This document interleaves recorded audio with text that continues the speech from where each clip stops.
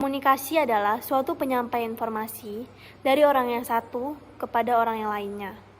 Komunikasi juga dapat terjadi secara lisan dan verbal. Secara umum, komunikasi verbal adalah proses pengiriman pesan menggunakan suatu bentuk bahasa oleh seorang individu yang berperan sebagai pengirim kepada tujuannya, yaitu lawan bicaranya. Kita dapat mengetahui bila terjadinya suatu komunikasi verbal bila terdapat ciri-ciri sebagai berikut. Yang pertama, pengiriman pesan berbentuk kata-kata atau kalimat yang memiliki arti. Yang kedua, menggunakan suatu bahasa yang dapat dipahami. Yang ketiga, komunikasi yang terjadi umumnya bersifat dua arah. Yang keempat, dapat berbentuk lisan maupun tulisan.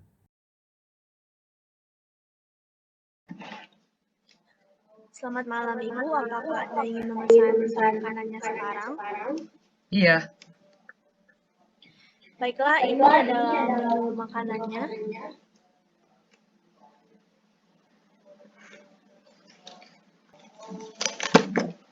Steph, kamu mau pesan apa?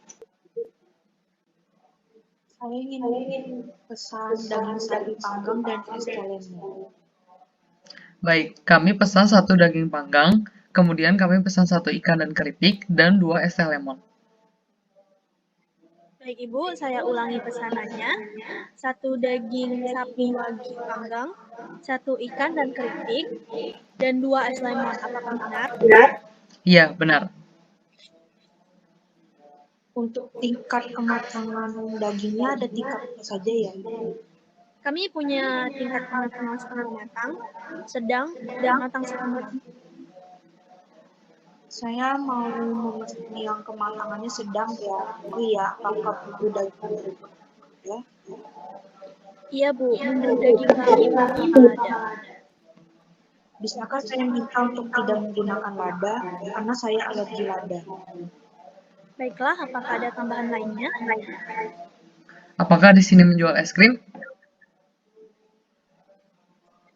Iya Bu, kami menjual es krim rasa coklat, vanila, strawberry, matcha, red velvet, dan taro. Kalau begitu, kami mau pesan 2 es krim matcha, tetapi antarnya nanti saja ketika kami sudah selesai makan hidangan utama. Baik Bu, ada lagi yang bisa saya bantu? Sudah, itu saja. Baik, mohon ditunggu. Terima kasih. Pengertian dari komunikasi nonverbal adalah komunikasi tanpa menggunakan bahasa sebagai instrumen dan menggunakan unsur anggota tubuhnya dalam menyampaikan sesuatu, sehingga inilah yang disebut sebagai bahasa tubuh. Selanjutnya adalah 3 ciri khusus dari komunikasi nonverbal. Pertama, sejatinya menggunakan perangkat simbol bahasa tubuh. Kedua, ketepatan komunikasi tergantung pada ketepatan penggunaan anggota tubuh seperti mimik wajah, gestur tubuh, atau panca indera. Ketiga, umumnya lebih sulit dipelajari karena kode dan perbedaan budaya tertentu. Komunikasi nonverbal mengacu pada penggunaan bahasa isyarat, terwujud atas gerak-gerik anggota badan, penampilan fisik, bunyi-bunyian dengan kode-kode tertentu, dan gerakan atau sentuhan tertentu. Agar lebih jelas lagi, berikut adalah contoh dialog komunikasi nonverbal. Selamat datang di restoran kami. Apa ada yang saya bisa bantu? Siang, saya mau reservasi. Baik, Ibu. Berapa orang yang akan datang? Orang. Tanggal berapakah Ibu ingin datang? Untuk tanggal 16 Agustus Apakah Ibu memiliki alergi khusus yang Ibu hindari? ada. Untuk kedatangan Ibu, apakah ada acara khusus seperti ulang tahun atau anniversary? Kebetulan saya ingin merayakan ulang tahun teman saya. Baik Ibu, kami akan menyediakan complimentary cake di meja Ibu setelah Ibu selesai makan. Tentunya complimentary cake kami off charge. Baik, terima kasih. Baik, saya akan konfirmasi reservasi Ibu terlebih dahulu. Untuk reservasi meja untuk 2 orang pada tanggal 16 Agustus untuk makan malam ulang tahun. Apakah benar Ibu?